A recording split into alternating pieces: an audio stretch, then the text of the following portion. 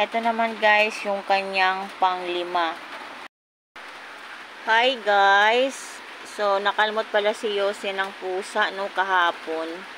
Ayan yung kalmot niya, kaya ang ginawa namin ay pina-injection na namin.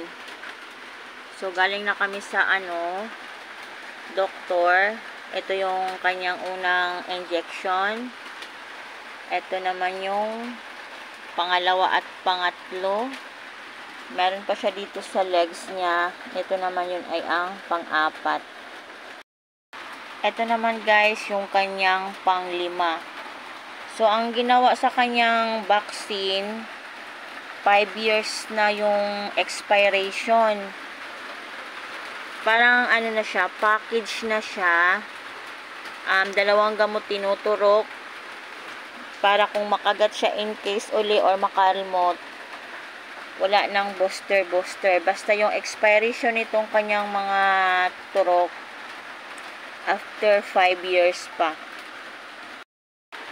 Sa package na inabil namin, medyo pricey siya. Pero yun nga, para sa safety ng anak natin, nag-go na lang.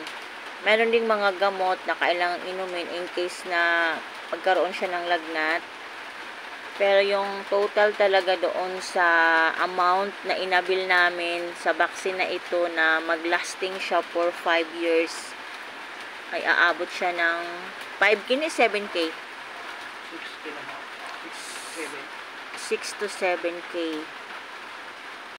Kaya awareness po yan sa may mga alagang mga kuting, pusa, aso.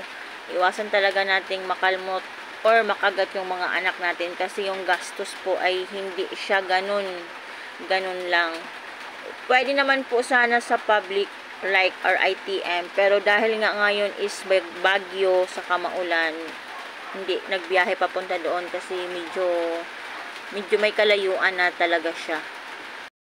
Kaya ang ginawa namin, doon na lang sa Animal Bite Center. Mahal nga siya, pero worth it naman kung para sa kaligtasan ng bata. Ayan. Ito, malaki to. Ayan pa. So, may mga susunod pa siyang araw na mga vaccine. Abangan nyo na lang.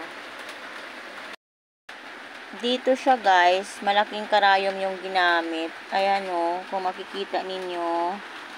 So, malaki talaga yung butas. Gawa ng lahat ng tinurok sa kanya, pati yung kung allergy siya sa pagkain.